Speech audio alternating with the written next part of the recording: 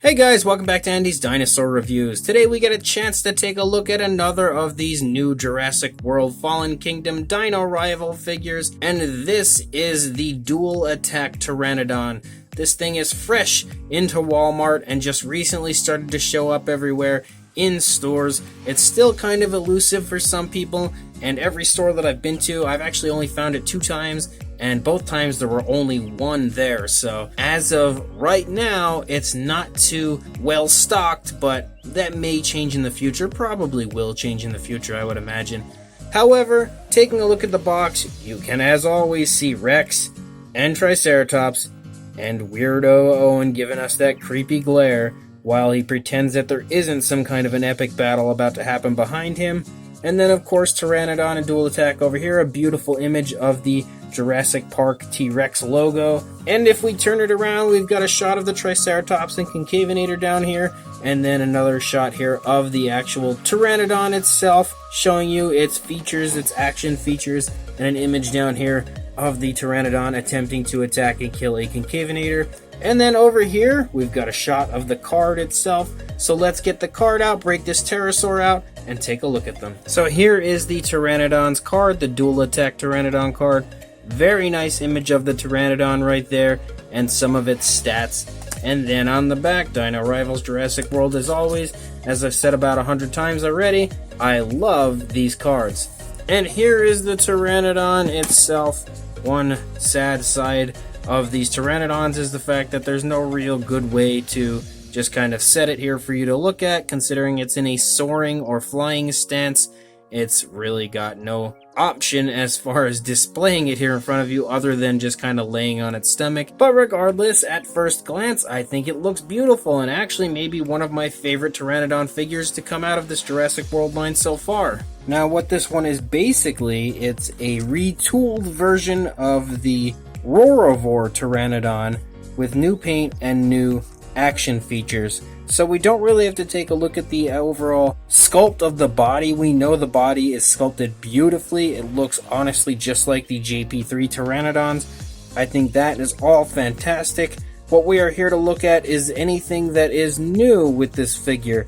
So if we look at the head, you can see that the head is basically the same coloration as the rest of the body, and it's a dark brown, well, almost like a chocolate brown. But then up here we see the crest has a nice yellowish coloration, and then there's kind of a section here where you get that dark brown that kind of splits the 2 areas of yellow, which lead to another area of yellow here on the front of the beak.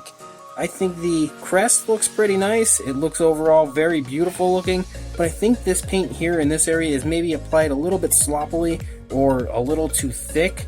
I don't really know, it's kind of tough to tell. But at the same time, it does still look pretty nice. It's not anything to complain about. I just think that it might be a little bit too thick here on the actual beak. But it still does look pretty nice. And the overall addition of adding yellow to the Pteranodon, I think makes it look very cool and very striking. One huge plus to this figure, which in a way is also a negative, is the fact that we do see paint on the teeth.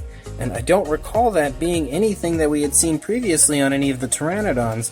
So for it to actually have teeth painted is very, very cool of Mattel to actually listen to the fans and start to do the things that we are asking them to do. And that's maybe not be so lazy when it comes to the paint application, and the fact that we now have paint on the teeth is pretty cool. However, at the same time, it is a downside because we know Pteranodon itself did not actually have teeth.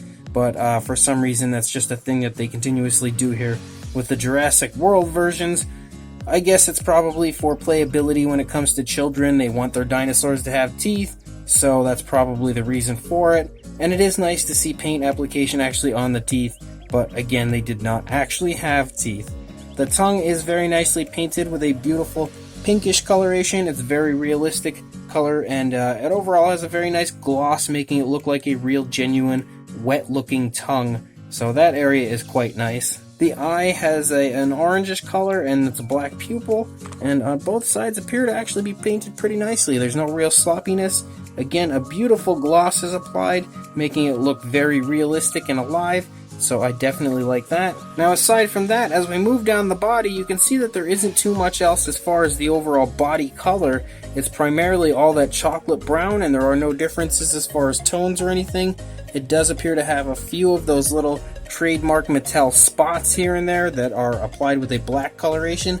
But aside from that, the only other color, we get to the wings, and it's like a brownish coloration, and then it has kind of a pale, almost like a khaki color that creeps up into it a little bit here at the bottom of the skin flap of the wing, and I think it looks very nice. Overall, I think that coloration of the wings is very appealing and potentially a realistic coloration, and all the paint applied on the wings looks very nice and very naturally applied, so that's also a very big plus. If we look at the underside, however, there is just no paint at all on the underside, no paint on the wings or anything, so that's a little bit of a downside. But if we look right here, if you are interested, here is the Jurassic Facts app code to add this to your collection. So aside from that, I think that's all the newest additions as far as the paint goes. Let's take a look at the action features. So as far as the action features go, we've got the two buttons here. Same thing that we see on all the dual attack figures. So we push this button, and as you can see, the wings flap. They work really, really well, and overall look very cool. And then we've got this button up here in the front, which causes the jaws to snap and bite at your dinosaurs or human characters that you are playing with. As far as articulation goes, there isn't too much going on. We've of course got the articulated jaw, but that's due to the action feature. We have the articulation of the wings, which is just a given, and we also have the articulation here to fold the wings, which is how it came originally in the box. But other than that, there is no articulation at all. We don't have articulation in the legs or anything. It appears as though there's a seam here where it's connected. Yeah, right there. I can't tell if it's on a swivel. I tried to swivel it a little bit, but I think I might end up breaking the leg off. I don't want to do that, so I'm not going to mess with that. But as far as I know, that is all the articulation that comes with this Pteranodon. As far as a size goes, if we go for the wingspan, from wing to wing, you're looking at about 15 inches or about 38 centimeters, so a pretty big Pteranodon wingspan.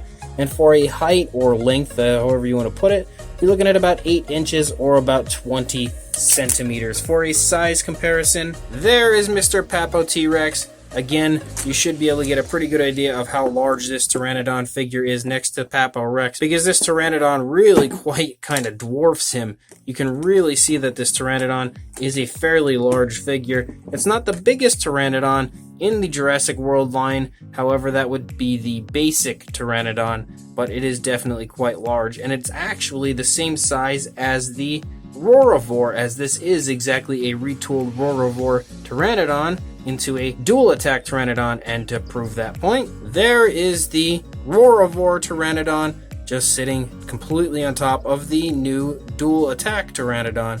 They are spooning, well, almost.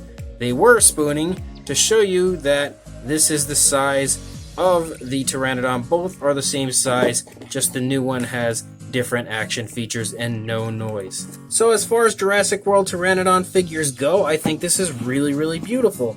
It's overall got a very nice sculpt, like we've said numerous times. There is no difference between this or the roarivore, and I was a big fan of the roarivore sculpt, and the overall sculpt looks very JP3-ish, which I love. I love how accurate the sculpt is to what we see in the actual films. The paint applied is pretty nice. I really like the paint scheme, but I think that more paint maybe on like the body or something could have made it look a little better. I would love to have some paint on the nails once in a while. Hint, hint, Mattel.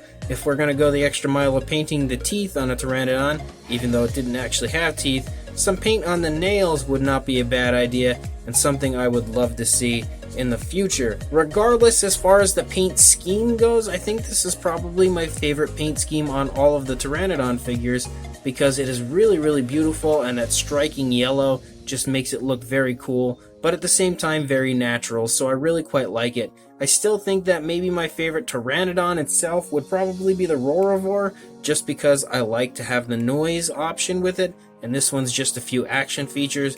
But at the same time, as far as color schemes go, I think this is my favorite out of all the Jurassic World Pteranodon figures. So if you do want to buy this guy, like I said earlier in the review, they just started to show up at Walmart. I don't believe they're on Amazon or anything quite yet. I'll give it a look and see if they are. I'll link you in the description, but I'm pretty sure right now your best bet is to just head to the Walmart store closest to you and see if they do have it in stock. I've seen it 2 times now in my area, so it's starting to become a little more common, which would give everyone, I think, a pretty good solid chance at getting a hold of one. So go ahead, check your Walmart, check the description in case there may be a link, and please like, comment, and subscribe, and I will see you in the next review. Thanks for watching.